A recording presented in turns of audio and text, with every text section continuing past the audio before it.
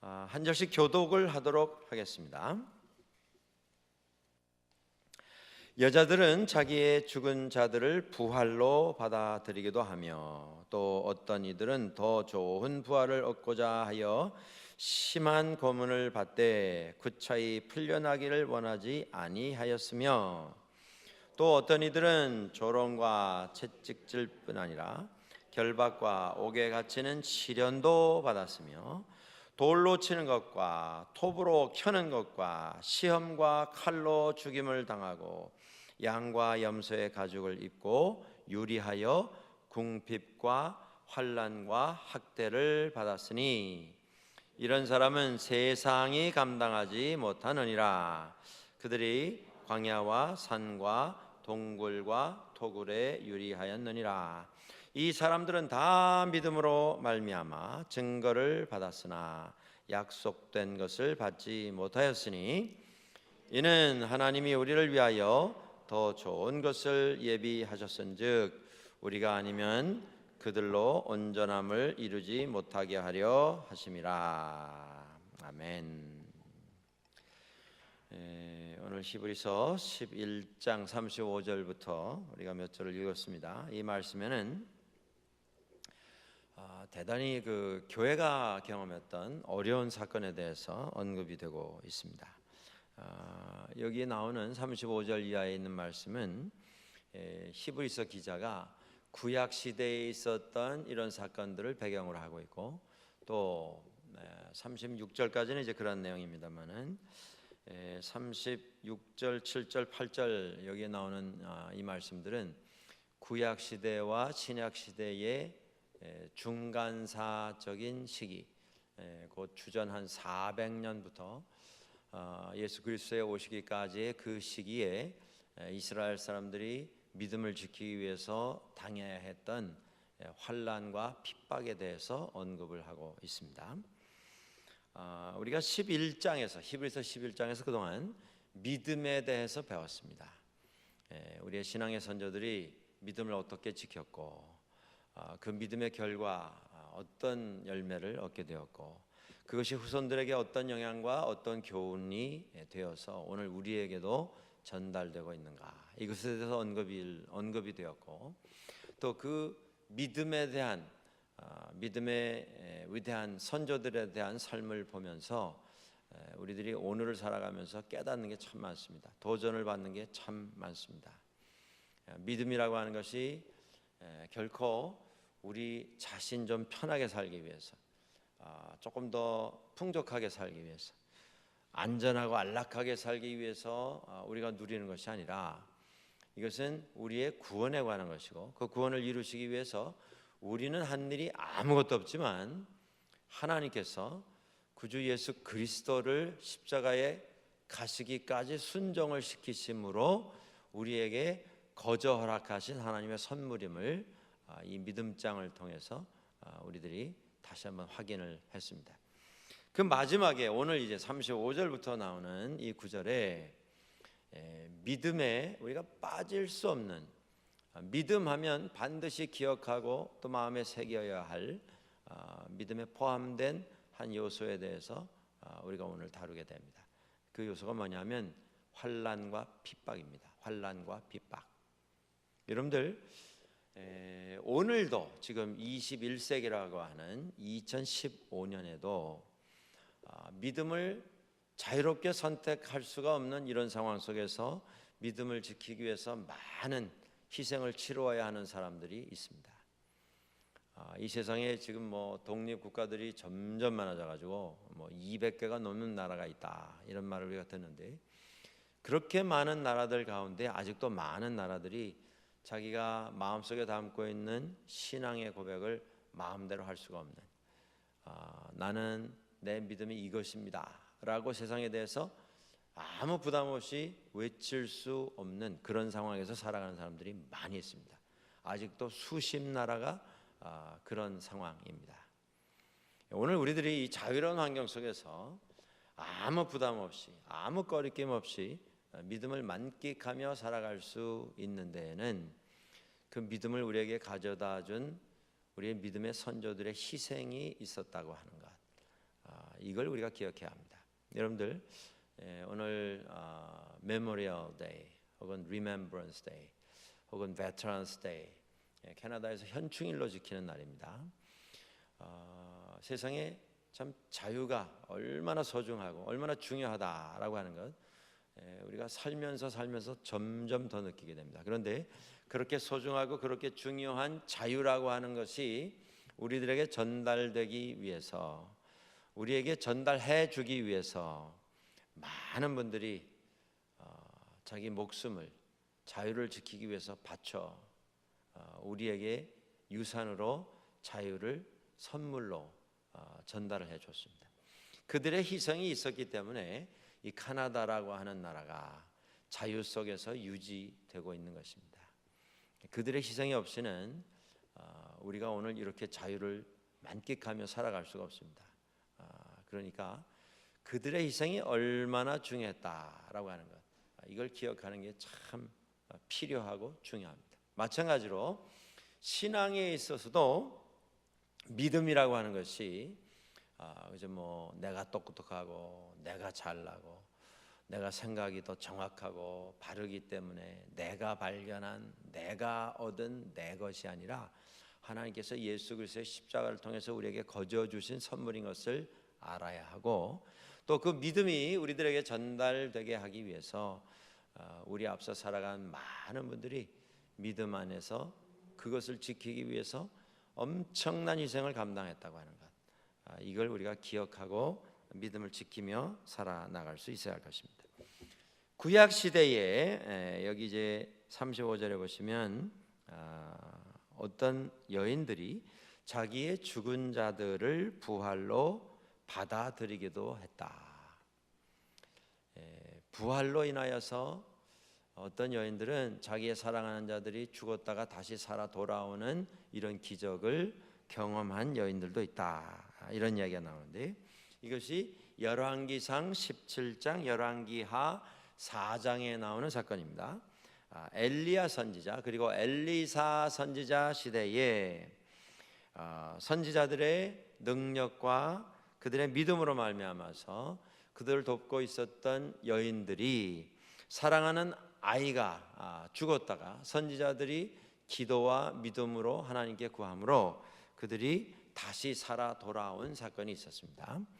이것을 지금 이야기하고 있는 것입니다. 믿음으로 죽었다가 다시 돌아온 다시 새로 태어난 생명을 선물 받은 여인들도 있었다. 그 다음에 계속 이어지는 말씀 속에 그런 사람들도 있었지만 또 어떤 사람들은 더 좋은 부활을 얻고자 심한 고문을 받았지만 구차히 목숨을 유지할 것을 소원하지 아니하고 담대히 그 핍박을 감당함으로 이 땅에서의 생명은 거기서 끊어졌으나 더 좋은 부활에 동참한 사람들도 있었다. 두 가지입니다. 지금 말하는 것이 한쪽은 믿음으로 죽은 사람이 다시 돌아오는 새 생명을 선물로 받은 사람도 있었고 또 한 부류의 사람들은 믿음으로 핍박 가운데서 죽음을 선택하여 더 좋은 부활에 동참한 사람도 있다. 결과는 한 가지입니다. 둘 다 부활에 동참을 했습니다. 그런데 오늘 히브리서 기자는 한 부류는 부활을 선물로 받은 사람도 있고 또 한 부류는 더 좋은 부활에 동참한 사람도 있다. 부활에 무슨 등급이 있겠습니까? 여러분들 부활에 무슨 등수가 먹여질 수가 있겠습니까? 부활은 다 부활이죠. 구원도 마찬가지가 아니겠습니까? 우리가 구원을 얻었는데 천국에 갔더니 하나님 앞에 섰더니 우리에게 던져지는 질문이 내가 받은 구원은 몇 점짜리 구원이냐? 너는 몇 점짜리 구원을 받아서 여기 왔느냐? 이렇게 물으시고 우리가 받은 구원에 먹여진 점수에 따라서 우리의 천국의 거처가 결정이 된다면 여러분들 그건 어떻게 보면 구원이 아닐 것입니다. 거기 가서도 무슨 뭐 등수 따라서 하나님 앞에서 고개를 들고 못 들고 그렇다면 그건 구원이 아닐 것입니다. 부활에 무슨 등급이 있겠습니까? 그렇지만 오늘 히브리서 기자는 환난 가운데에서 희생을 감당하여 순교한 자들, 그들은 더 좋은 부활에 자기가 원해서 동참을 하게 된 우리들의 믿음의 본을 보여준 그런 사람이다, 이렇게 설명을 하고 있습니다. 믿음에는 반드시 희생이 따릅니다. 여러분들, 우리가 이 자유로운 세상에서, 이 아름다운 나라에서 아무것도 믿음 생활을 하는 데 있어서 방해 요소가 없는 이런 환경 속에서도 우리가 제대로 된 믿음을 지켜나가기 위해서 우리가 감당해야 할 희생이 반드시 있습니다. 때로는 내 자존심 좀 내려놓아야 믿음 생활 제대로 할 수가 있습니다. 때로는 내 욕심, 내 야망 좀 내려놓아야 하나님 앞에서 믿음의 열매를 맺을 수가 있습니다. 때로는 내 것이라 생각하는 것 좀 내려놓을 수 있어야 다른 분들에게 믿음의 본을 보여줄 수가 있게 되는 것입니다. 이게 다 희생입니다. 그렇게 하기가 힘들고 그렇게 하기가 싫습니다. 그렇게 하면 나만 손해보는 것 같습니다. 그런데 나만 손해보는 것 같은 그것을 감당하는 것이 희생입니다. 그 희생이 있는 곳에 믿음의 열매가 맺혀지게 된다, 이런 말씀입니다. 오늘 성경에 나오는 35절에 있는 말씀, 심한 고문을 받되 구차히 풀려나기를 원하지 않은 사람들이 있었고, 또 36절에 보시면 어떤 이들은 조롱과 채찍질 뿐 아니라 결박과 옥에 갇히는 일까지도 감당을 했다. 또 37절 처음에 보시면 돌로 치는 일을 당했다, 이런 얘기가 나옵니다. 성경에 보시면 선지자로 부름받았던 사람들 가운데 돌로 맞아 죽은 사람들이 꽤 있습니다. 여러분들, 선지자가 뭐 하는 사람입니까? 뭐 돌아다니면서 물건 파는, 자기가 만든 물건 남들에게 판매하도록 해서 구입하도록 해서 돈 버는 사람입니까? 돌아다니면서 무슨 뭐 종교 교육이고 훈련이고 이것 베풀면서 무슨 강사비 받아서 생활하는 사람입니까? 아닙니다. 하나님이 부르셔서 나라와 민족과 백성들을 위해서 전달하게 하신 그 말씀 들고 나가서 그거 선포했던 사람들입니다. 어떤 사람은 농사 짓던 사람이 있고, 어떤 사람은 과수원 하던 사람도 있고, 어떤 사람은 서기관 하던 사람도 있고, 제사장 하던 사람도 있었습니다. 그런 대로 자기 생각에서 자기 생활을 만들어갈 수 있는 능력을 다 갖추고 있었던 사람입니다. 사는데 그렇게 걱정이 없었던 그런 사람들이었습니다. 그런데 어느 날 부름을 받아서 선지자가 되었는데, 하나님께서 선지자로 부르셨으면 그 다음은 책임져 주셔야 하는 것이 순서가 아니겠습니까? 생업 다 놓고 하나님 일 하기 위해서 나섰는데, 그러면 그 사람 좀 다른 사람들보다 더 많은 복을 받게 하셔서 좀 다른 일 하던 때보다 더 넉넉하고 편안하고 안전한 삶을 누리게 해 주셔야 하는 것 아니겠습니까?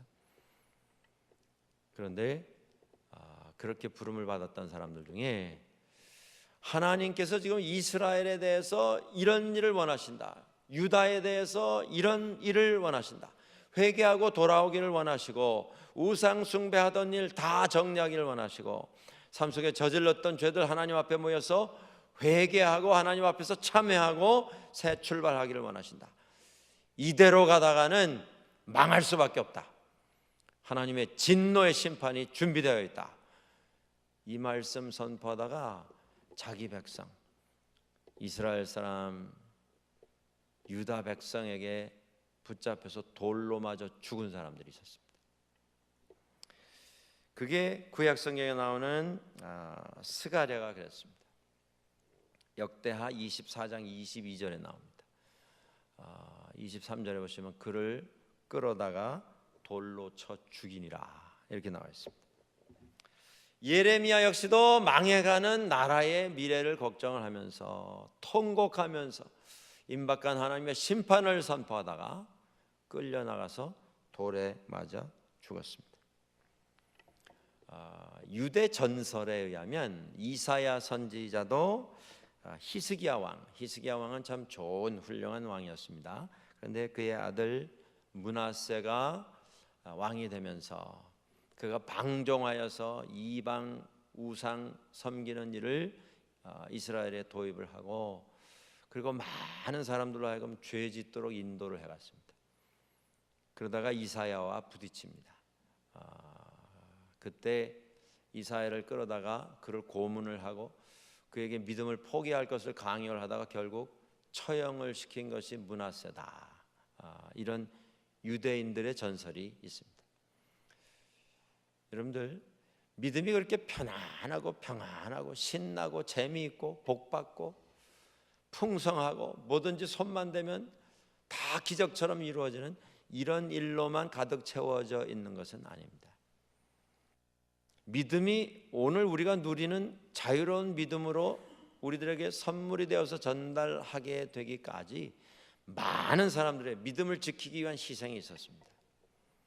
그런데 오늘 히브리서 기자는 이들의 그 선택이 몸을 피하고 도망가고 숨고 목숨 유지하고 목숨 구제하기 위해서 구질구질하게 굴복하고 타협하고 세상 말 듣고 죄인들의 어떤 풍조를 따라가면서 그들과 섞여서 그렇게 사는 삶을 선택한 것이 아니라 고생스럽지만 말씀 붙잡고 하나님 부르심 따라서 살려고 하다가 결국 죽음을 당하게 된 그들의 그 선택, 그것이 더 좋은 부활에 동참하는 길이었다, 이렇게 설명을 하고 있습니다. 여러분들, 우리도 마찬가지입니다. 우리가 신앙생활 조금 더 잘하기 위해서 내 것을 내려놓으면 내려놓을수록 우리들은 천국의 상급을 쌓는 일을 하게 될 것입니다. 다른 사람들에게 내가 더 많은 어떤 오해도 사고 때로는 욕을 먹는 이런 일을 주님의 이름을 위해서 우리가 감당할 수 있다면, 내 자존심 위해서 그것 지키는 건 아니고 정말 하나님 나라와 뜻을 위해서 내가 내 것 손해볼 수 있는 그런 용기를 내어서 선택할 수 있다면 그건 더 좋은 부활에 동참하는 지름길이 된다, 그런 말씀입니다. 오늘 우리가 세상 살면서 믿음 안에서 그런 선택들을 얼마나 자주 하고 있는가, 이걸 좀 생각을 하면서 살 수 있어야겠습니다. 예레미야, 스가랴, 또 우리 이사야, 이런 사람들의 희생, 그것을 우리가 이제 여기서 봤습니다. 이것이 구약 시대에 있었던 믿음의 희생, 더 좋은 부활을 선택한 희생의 모습이었습니다. 그런데 아까 말씀드린 이제 중간사 시기에 이스라엘의 역사에 가장 믿음을 지키기가 힘들었던 시기가 신구약 중간사 시기입니다. 예수님 오시기 전 400년 동안 이스라엘이 선지자가 없어졌습니다. 선지자의 소리가 들려오지 않았습니다. 그 이전에는 이스라엘이 죄를 짓는 중에도 그래도 마음 한구석에 희망과 소망을 가지고 있었던 것은 하나님이 우리를 아직 포기하지 않으셨구나, 그래도 이 시대에 우리를 돌이키시려고 선지자들을 통해서 우리들에게 외치시는구나, 그런 위로, 그런 희망 정도는 있었습니다. 그런데 400년경에 선지자의 소리가 딱 끊어집니다. 그리고 그 이후로 선지자가 나타나지 않았습니다. 400년 동안 이스라엘은 암흑기였습니다. 그리고 그 400년 동안 정치적으로 큰 변혁이 있었는데 400년이 시작되던 그 시기에는 페르시아가 성경에 파사라고 이름이 소개되는 페르시아, 지금의 이란입니다. 이란. 그 페르시아가 중동 지방과 지중해 지역을 다 통치를 하고 있었습니다.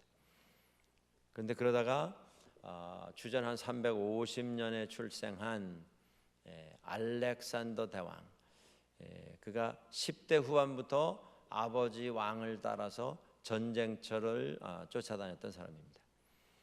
그리고 그 전쟁터에서 뼈가 굵고 거기서 성장을 했고 20세 되면서부터 전쟁의 영웅으로 활동을 시작합니다. 그리고 그 이후에 한 12년 동안 계속 전쟁터에서 살면서 고대 역사에 세계 최대의 영토를 지닌 이런 나라를 이루게 됩니다. 지중해를 둘러싸고 있는 모든 영토를 다 점령을 했어요. 북아프리카부터 시작해서 유럽 전역, 저쪽 남부 유럽까지 다 점령을 했습니다.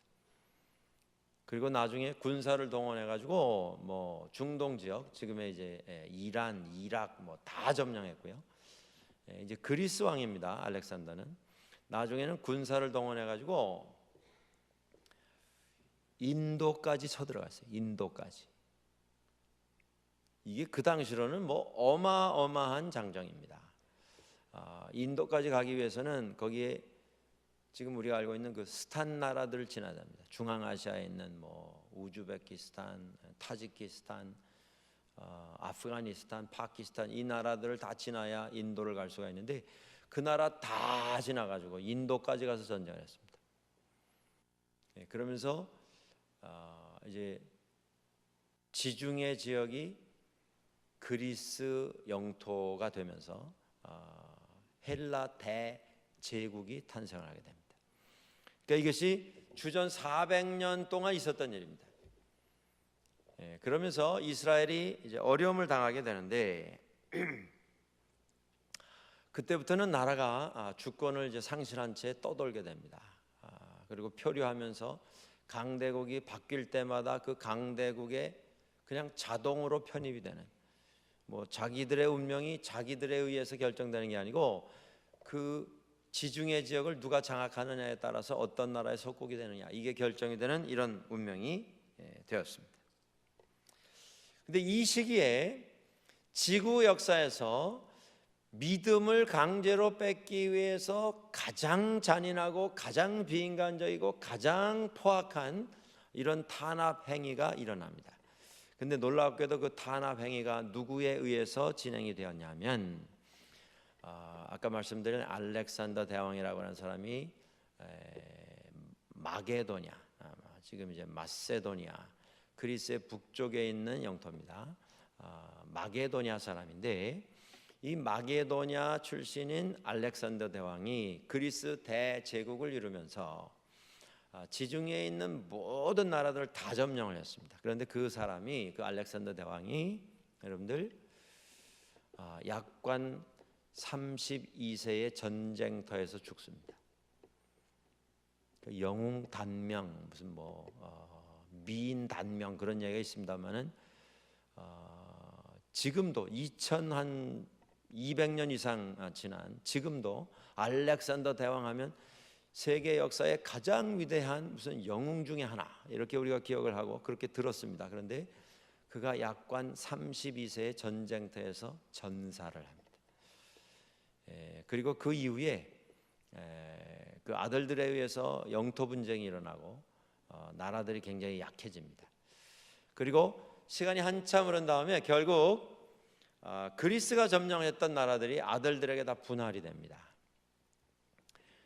그래서 그리스를 다스리는 왕이 하나 나오고요, 시리아를 다스리는 왕이 또 하나 세워지고, 그리고 이집트, 애굽을 다스리는 왕이 또 하나 생겨나게 됩니다.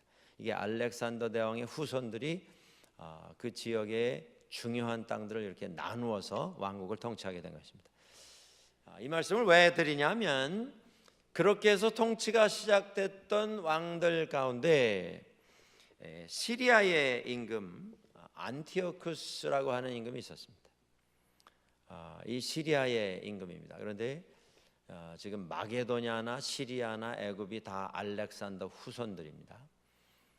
그런데 시간이 지나면서 다 같은 형제들로 시작이 된 세 나라인데 시간이 지나면서 자손들이 점점 이제 많아지고 하면서 결국 조상은 하나인데 이것이 한 100년, 150년 지나면서는 서로 적국이 되어버렸습니다. 조상은 하나인데. 그래서 이 시리아의 임금이었던 안티오쿠스 에피파네스라고 하는 이 임금이 애굽을 쳐들어가서 점령을 하는 꿈을 세우고 애굽을 침공을 해서 들어갑니다. 그게 주전 170년입니다. 그런데 그때 부상하고 있었던 나라가 어떤 나라냐면 로마 제국입니다. 로마 제국이 시리아라고 하는 그 이웃 나라에서 애굽을 쳐들어가는 이런 일을 진행하는 것을 보고 애굽은 또 로마가 굉장히 많이 관여를 하고 거의 뭐 점령하다시피 이렇게 하고 있었던 이런 나라였기 때문에 시리아 보고 애굽 침공하는 것을 멈추고 집으로 돌아가라 명령을 합니다. 근데 뭐 군사를 동원해 가지고 그 전쟁을 돌이킨 게 아니고 원로 그 나라의 세니터 가운데 한 사람을 파송을 해서 시리아의 임금인 안티오쿠스를 만나게 합니다. 그리고 그 안티오쿠스를 만난 자리에서 이 공의회 회원인 이 노인 지금으로 하면 상원위원입니다. 이 사람이 요청을 합니다. 얼마나 맹랑하겠습니까, 여러분들? 지금 뭐 대군이 동원이 되어서 자기의 나가는 길을 막는 것도 아니고 지금 수만 명 군사를 동원해서 애굽을 쳐들어가는데 로마 제국에서 명령을 내리기를 의원 한 사람이 신하 몇 명 데리고 와서 명령을 내리는 겁니다. 그 명령이 뭐냐면 애굽 침공을 중지하고 집으로 돌아가라. 그러니까 이 안티오쿠스라고 하는 임금이 그 말을 듣고 이제 찾아와서 말을 하니까 듣고 내가 앞으로 잘 고려해 보도록 하겠소. 그러고 돌아서려고 하는데요. 그때 이 사람이 그 로마에서 온 이 상원 의원이 뭐라 그러냐면 원로원 회원입니다. 국회의원이죠. 그 사람이 뭐라 그러냐면 생각해 보는 게 아니고 지금 생각해라. 그게 이제 뭐 역사의 기록으로 이렇게 내려오는 이야기입니다만, 그리고는 가지고 있던 지팡이로 그 안티오쿠스 임금 주변에 원을 하나 그렸다 그래요. 그리고 뭐라 그러냐면 생각을 앞으로 해보는 게 아니고 지금 하고 그 생각의 결정이 되기 전에는 이 원에서 나오지 마라. 여러분들 다른 나라의 원로원 회원 국회의원 하나가 와가지고 지금 시리아라고 하는 어마어마한 크기의 나라의 임금에게 명령을 하는 겁니다. 그리고 동그라미를 그어놓고 거기서 나오지 마라. 이게 있을 수가 없는 이야기죠.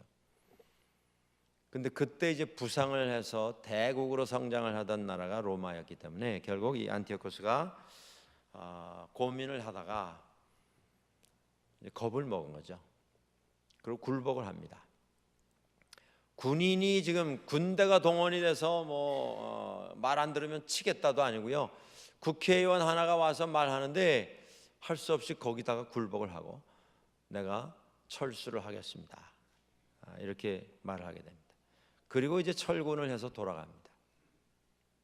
그런데 문제가 뭐였냐면요. 철수를 해서 시리아가 이제 애굽의 북쪽입니다. 진격을 해서 애굽으로 쳐들어갈 때 이스라엘을 통해야만 애굽으로 들어갈 수가 있어요. 이스라엘 통해서 애굽 앞에 왔는데 로마가 와서 이제 도로 가라 명령을 해서 다시 돌아가게 되었는데 생각을 하면 할수록 이 안티오쿠스가 부하가 치미는 거예요. 이 속에서. 아니 내가 그래도 한 나라의 왕인데 우리나라가 지금 알렉산더 대왕의 후손으로서 이 지역에 있는 3대 강국 가운데 하나인데 아니 지들이 뭐라고 나한테 와서 그것도 국회의원이 신하들 데리고 와가지고 나한테 명령을 하고 그리고 내가 또 거기에 복종을 해야 되나. 화가 생각하면 생각할수록 화가 나는 거예요. 분이 막 솟아나오는 겁니다. 잠을 못 자겠어요. 그래서 군대를 다시 돌려가지고 본국으로 돌아가는 길에 화가 나가지고 군대를 돌려서 예루살렘을 쳐들어갔습니다. 집으로 돌아가다가. 이런 걸 보고 뭐라 그러죠? 종로에서 뺨 맞고 어떻게 한다고요? 한강에 가서 눈을 키는 거예요. 그 엉뚱한 데서 망신당하고 엉뚱한 데 와가지고 화풀이 하는 겁니다. 예루살렘을 포위를 하고 뭐 전쟁이라고 할 게 없죠. 예루살렘이야 뭐 이전부터도 벌써 이 나라 저 나라에 끌려다니는 신세니까 예루살렘을 점령을 했는데요. 그때 학살당한 이스라엘 사람이 8만 명입니다. 그러니까 이스라엘은 한 거 없이 뭐 시리아에게 뭐 믿게 보인 것도 없고 잘못한 것도 없는데 괜히 화가 난 시리아 임금이 와가지고 두들겨 패가지고 완전히 망했습니다. 죽은 사람만 8만 명이에요. 이스라엘 사람이. 잡혀서 포로로 끌려간 사람이 10,000명입니다. 그러고는 거기 와가지고 이제 그리스적인 모든 걸 다 받아들여라, 이런 정책을 시작을 하기를 했습니다. 애굽에 가서 점령 못하고 이제 이스라엘에 들어와가지고 모든 이스라엘 사람들을 다 헬라화 시키려고 그리스적인 생각, 사고, 법, 학문, 규칙 다 그리스화 시키려고 하는 작업을 시작하게 되었습니다. 그때에 이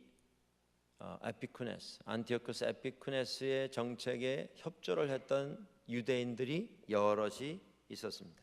어떤 유대인 제사장 중에 하나는 이스라엘 사람들, 유대인들에게 할례를 받지 마라. 왜냐하면 헬라 사람들은 할례 받지 않으니까 우리도 헬라 사람처럼 살려면 할례 안 받아도 된다. 그렇게 가르친 사람도, 그렇게 가르쳤던 제사장도 있었다고 하는 이런 기록이 남아 있습니다. 자, 그때에 사람이 8만 명이 죽고 10,000명이 포로로 잡혀 나갔는데 그게 끝이 아니었습니다. 예루살렘 성전에 들어와서 예루살렘 성전 안에 있었던 모든 제사에 쓰이는 집기를 다 보따리를 싸가지고 들고 나갔습니다. 뭐 금, 은으로 된 거, 보석으로 된 거 다 뽑아가고 다 싸가지고 나갔는데 성전 안에 있었던 성소와 지성소를 가리는 천막까지 뜯어가지고 거기다가 다 싸들고 나갔다고 합니다. 그게 다가 아니었어요. 예루살렘 성전에서 번제를 드리는, 하나님 앞에 제사를 드리는 그곳에 돼지고기를 올려서 제우스 신에게 제사를 올리기를 시작했습니다. 성전에 있던 방, 이 성전 그 예배 공간 성소 옆으로 방이 여러 개가 들어가 있는데 그 방 안에 창기들을 불러 들여가지고 그것을 매음 굴로 타락을 시켰습니다. 이스라엘 사람들이 가지고 있었던 모든 제사 제도를 다 폐지했어요. 성전 안에 있었던 그 두루마리뿐이 아니고 어떤 모습으로든 성경을 가지고 있는 사람은 다 처형입니다. 율법을 보관하고 있다가 잡히면 다 처형을 시켰습니다. 세계 역사 중에 뭐 전쟁이 얼마나 많았습니까? 또 전쟁 중에 종교가 달라서 얼마나 많은 피해들을 입었습니까? 그런데 그 수천 년 기록으로 남아있는 역사 가운데 이 시기에 그리스에 의해서, 그리스 후손인 이 시리아 임금에 의해서 이스라엘에게 행해졌던 폭행, 탄압, 환란, 이것보다 더 비참하고 비인간적인 이런 폭행, 이런 환란이 없었다고 합니다. 그때 기록이 남아 있어요. 신구약 이 중간사적인 기록이 여러분들 우리 그 교회에서는 이것을 사용을 하지 않습니다만은 천주교에서는 외경 혹은 제2의 정경이라고 해서 이 신구약 중간사의 시기에 써졌던 책들을 사용을 하고 있습니다. 그 책 가운데 마카비서라고 하는 책이 있습니다. 그 가운데 제1, 2, 3, 4 제4 마카비서라고 하는 책이 있는데 그 책에 보면 그 시기에 이 안티오쿠스 임금으로 인해서 시작된 탄압이 얼마나 잔악하고 끔찍한 탄압이었는가, 이런 것이 아주 자세하게 나와 있습니다. 그 가운데 이제 끌려가서 처형당하는 이런 모습을 적은 글들이 여러 개가 실려 있는데 그 모습을 보면요, 사람을 데려다가 믿음을 포기해라, 나는 끝까지 하나님 믿는 믿음을 포기할 수 없다, 이렇게 대답하는 사람은 그냥 처형시키는 게 아니고요, 사람이 할 수 있는 모든 방법을 다 동원해서 고통을 가했습니다. 이 사람 몸에 관절이 얼마나 많습니까? 손가락 마디마디 다 이렇게 움직일 수 있게 되어 있지 않습니까? 움직일 수 있는 관절을 다 부러뜨리는, 다 거꾸로 꺾어가지고 다 부러뜨리는. 그리고는 생사람을 채찍으로 쳐서 살이 다 터져가지고 안에 근육이 다 나오도록. 생사람을 여기 나오는 대로 여러분들 37절에 바로 이 모습입니다. 돌로 치고 톱으로 켜고 채찍질 당하고 칼로 죽이고 희롱당하고 채찍질 당하고 뭐 말로 할 수 없는 이런 핍박을 가했습니다. 어떤 제사장 하나는 그 안티오쿠스 왕 앞에 끌려 나가서 하나님 믿는 믿음을 포기하고 제우스 앞에 절해라, 이것에 대해서 거부했을 때에 너무 많이 때리고 너무 많이 꺾고 부러뜨리고 살을 찢고 뭐 어떻게 그냥 도대체 회생할 수 없는 이런 상황까지 갔기 때문에 그에게 채찍질하던 그 관리들이 와서 그를 회유를 합니다. 저 왕이 당신 보고 이 돼지고기 먹으라고 자꾸 이러는데 이렇게 맞아가지고 지금 당신은 회생할 수 없을 정도가 됐는데, 그러니까 때리던 사람도 옆에서 보니까 너무 비참해서 더 이상 손댈 수가 없는 거예요. 그래서 뭐라고 회유를 했냐면, 우리가 다른 고기를 가져올 테니까, 돼지고기 말고 유대인 당신도 먹을 수 있는 다른 고기를 가져다 줄 테니까, 멀리서 보면 돼지고기처럼 볼 수도 있는 그렇게 만든 고기를 가져올 테니까 그걸 그냥 돼지고기라고 하고 그냥 먹어라.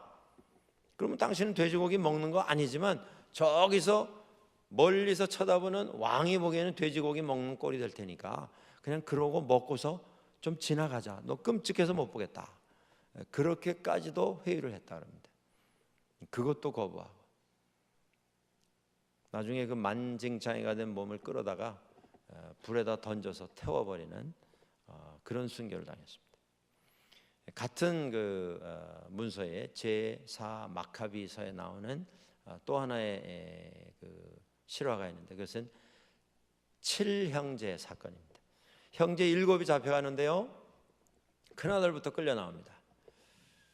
그래서 뭐 사람이 잠깐 언급할 수 있는 단어란 단어는 다 써서 회유를 하고 협박을 하다 안 되니까 그 다음에 이제 처형이 시작되는데, 뭐 사람을 묶어놓고, 여러분들 생사람을 묶어놓고 관절을 자르고 묶어가지고 사방에서 끌어당겨서 다 탈거를 시키고, 나중에는 능지처참이라고만 하는 말이 있죠. 말 4마리에 사람 묶어가지고 끌어가지고 사지를 찢어서 죽이는 그런 처형을 당합니다. 둘째 아들이 나와서 또 고문을 당하고 또 죽고요. 7 아들이 다 순교했어요. 끝까지 믿음을 지키고. 뭐 끔찍한 얘기를 하자면 끝이 없습니다. 여러분, 사람이 얼마나 잔인한 존재인가 하는 건 우리가 이런 그 역사를 보면서 다시 한번 생각하게 되는데, 그때 그 희생을 당했던 사람들 가운데 이런 말을 한 사람이 있습니다.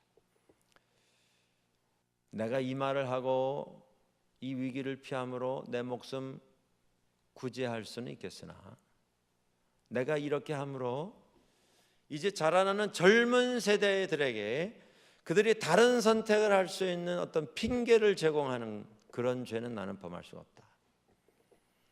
우리가 믿음 생활하면서 정말 잘해야 합니다. 젊은이들 앞에서 우리가 잘해야 합니다. 그게 우리 책임입니다. 여러분들, 우리 부모님들 세대가 잘못해서 젊은 영혼 하나라도 시험 들면 우리는 하나님 앞에서 큰 책망을 듣게 될 것입니다. 젊은이들에게 다른 선택을 할 수 있는 그런 핑계를 제공하는 죄를 나는 지을 수가 없다. 그러고 그 희생을 감당을 합니다. 자, 2015년에 무슨 핍박이 있고 무슨 환란이 있고 무슨 순교가 있겠는가, 이렇게 말씀하실 수가 있습니다. 그런데 중요한 게 뭐냐면요, 이 시기에 그렇게 많은 사람들이 희생을 당하고 순교를 당했습니다. 그런데 그 덕에 오늘 우리가 예수 믿고 있는 것입니다. 그때 순교당한 그 사람들이 믿음을 포기하고 편한 삶, 안전한 삶을 선택하여서 그 자리에서 다 이방신 앞에 절하고 믿음을 포기하고 신앙을 포기했다면 유대교회는 그 시기에 없어졌을 것입니다. 유대교회가 없어졌다면 여러분들 예수 그리스도의 시기가 아마 시작되기가 힘들었을 것입니다. 그리고 예수 그리스도의 교회가 태동되기가 어려웠을 것입니다. 기독교인들은 간접적으로나마 이 중간사 시기에 유대인들이 겪었던 희생, 순교, 그것에 큰 빚을 진 사람들이라 우리가 이렇게 말해볼 수도 있는 것입니다. 자, 중요한 결론이 뭐냐 하면요, 여러분들, 이렇게 해서 우리들이 믿음을 유산으로 받았는데 오늘 그 39절 40절에 그런 말씀이 나옵니다. 이 사람들이 다 믿음으로 말미암아 증거를 받았으나 약속된 것을 받지는 못하였다.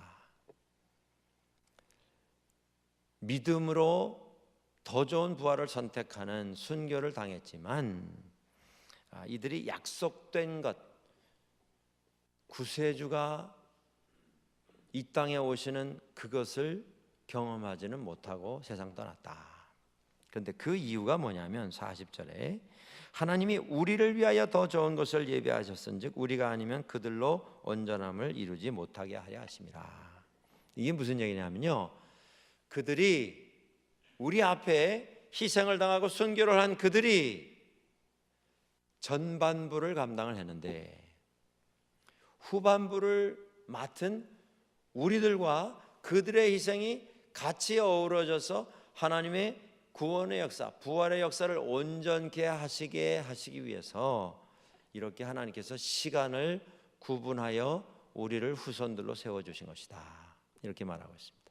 그 이야기는 오늘 우리들이 그 희생과 순교의 정신을 잘 이어받아서 우리들에게 이 믿음이 유산으로 전달되게 하시기 위해서 우리 앞에 하나님께서 어떤 희생을 감당토록 하셨는가, 어떤 값이 치루어지도록 하셨는가, 이걸 기억하고 하나님의 영광이 드러날 수 있도록 오늘을 살아가는 우리들의 믿음 생활이 필요하다, 그 말씀을 여기서 해 주시고 있는 것입니다.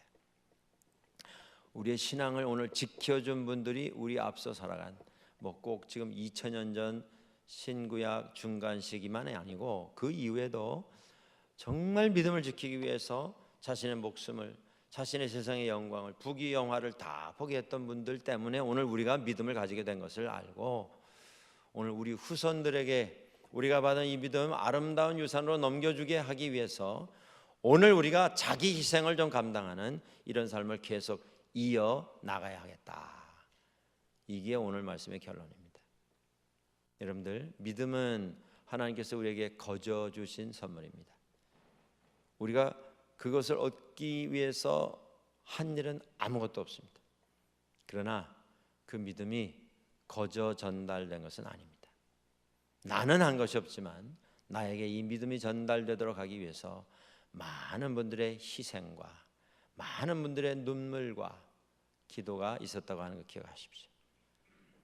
그리고 오늘 이 시대를 살아가는 우리들도 그 눈물의 기도가 없이는, 희생이 없이는, 내 것을 내 것이라 생각하지 않고 내려놓는 과감한 결단이 없이는 이 시대의 이 믿음을 우리 후손들에게 전달할 수 없게 될 것입니다.